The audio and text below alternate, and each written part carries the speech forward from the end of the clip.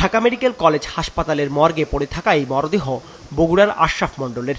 গতকাল সন্ধ্যা ৭টায় ঢাকা বিশ্ববিদ্যালয় কেন্দ্রীয় মসজিদের সামনে ফুটপাত থেকে আশরাফের মরদেহ উদ্ধার করে পুলিশ। ভাসমান হিসেবে দীর্ঘদিন ধরে শাহবাগ এলাকার ফুটপাতে থাকতেন তিনি। আশরাফের পর মাত্র ৩.৫ ঘন্টার ব্যবধানে ওই রাতেই কেন্দ্রীয় শহীদ মিনার ও হাইকোর্ট এলাকা থেকে আরও ২ নারীর মরদেহ উদ্ধার করে পুলিশ। কাছাকাছি সময়ে ৩ জনের মরদেহ পাওয়া গেলেও পুলিশের দাবি স্বাভাবিক মৃত্যু হয়েছে তাদের।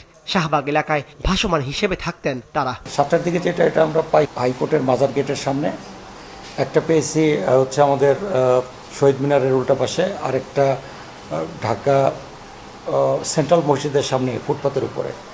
২ জন মহিলা মধ্যবয়সী আর একজন হচ্ছে পুরুষ। তো এদের বেশিরভাগই হচ্ছে হয়তো কারো মানে এগুলো ভাসমান ছিন্নমূল টাইপের। এরা রাস্তায় ঘুমাতো। আশেপাশের লোকজনকে জিজ্ঞাসাবাদে, স্থানীয় জিজ্ঞাসাবাদে জানা যায় যে তারা দীর্ঘদিন যাবৎ এই রাস্তাগুলোতেই ঘুমাতো আর কি।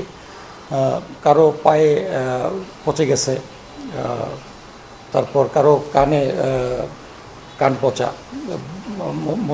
মস্তিষ্ক বিকৃতির মতো হয়েছে অনেকে। একজনের মরদেহ নিশ্চিত করা গেলেও বাকি ২ নারীর পরিচয় নিশ্চিতে কাজ করছে পুলিশ।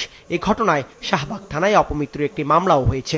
ফিঙ্গারপ্রিন্টের একজনের তথ্য আমরা পেয়েছি, তার বাড়ি বগুড়া দুপচাচিয়া। আর ২ জনের লাশের ফিঙ্গারপ্রিন্ট ম্যাচিংয়ের কাজ চলতেছে। হয়তো ফিঙ্গারপ্রিন্ট ম্যাচ হলে আমরা তাদের এলাকাতে বেতার বার্তা পাঠাতে পারবো তাদের আইডেন্টিফাই করার জন্য।